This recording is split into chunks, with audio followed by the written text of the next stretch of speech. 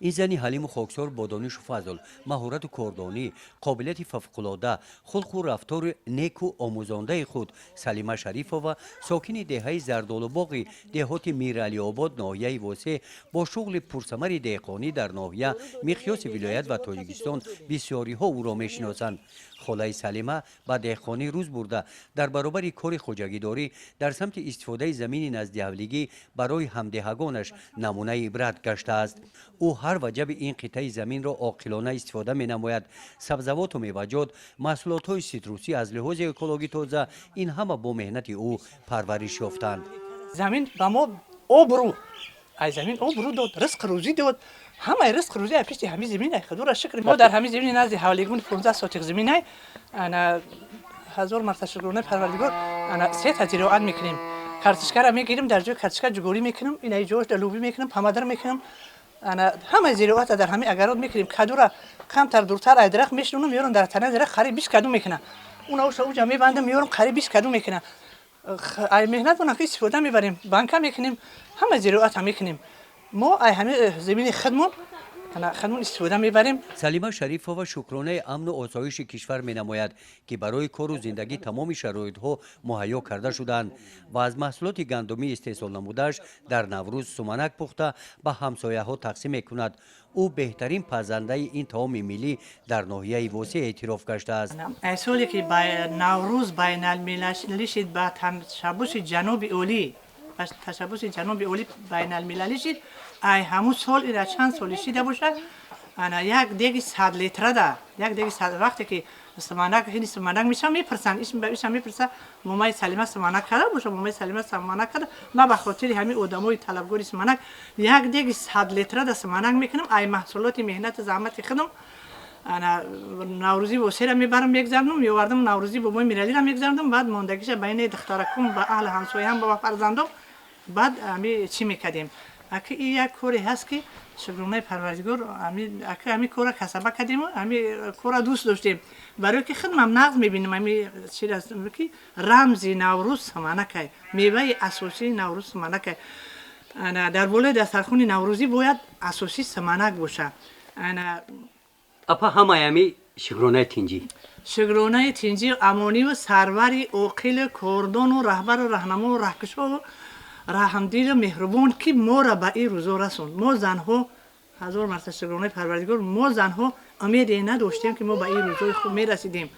ما به این روزای تینجی و امانی میرسیدیم. باور کنید به حد حساب عذاب کشیدیم، در سالهای دشواری به حد عذاب کشیدیم که در مثال وقتی که یک قبچه گندم یک گوشین مردم گندم را دادن، یک گوه را دادن گندم گرفتن، چراگاه ها بیکار موند. ما رفتیم چراگاه را کلان کردیم، در جای کامازم کار کردیم، در جای تراکتورم کلام شوخی بود، دستام خرکنک پاهم کدمن، همه مهنت زحمت کردیم که عذاب نکشیم. باز شکرانه میکنیم، شکرانه تینجی، شکرانه امانی، شکرانه سیری، شکرانه پیری پری. خدای خداوندا سایه دولت جنوب اولی را ایسر ما کم نکنه. امر نه نبی و دولت اسکندر بتش پروردگار در کسب کار مال و ملک امر جونش فیض برکت عطا کنه. به حد حساب زنها را خواهش میکنیم که در حق رهبر دولت به حد حساب دعا کنن که به این روزا تینجی و امانی ما را رسون و شکرانه کنن. ما زنها باید شکرانه کنیم برای که وقتی که دولت نوچین باشه ای همه در ظلم در سر زنک، ای همه در زنک بسیار غم میخوره، غمی فرزند زنک میخوره، غمی شوهر زنک میخوره، غمی اکا و دادر زنک، غمی همه را زن میخوره. میگه که انا آبروی اهل دین از خاک پای مادر است، هرچی دارد این جماعت از دعای مادر است. هرچی در وصف به هیچ فرمود قرآن کریم صاحب قرآن بگفت و زیر پای مادر است. شیر مادر از تراویش های خون جگر است، زین سبب هم مادران را سوزش دل دیگر است. آهن پولاد می سوزد ز سوز مادری، سینه سوزان او چون کوره آهنگر است. ارزوی عملی نوشیدن همین یک ارزو داشتم که خیلی فرزندان را بخونم صحیح معلومات کنم.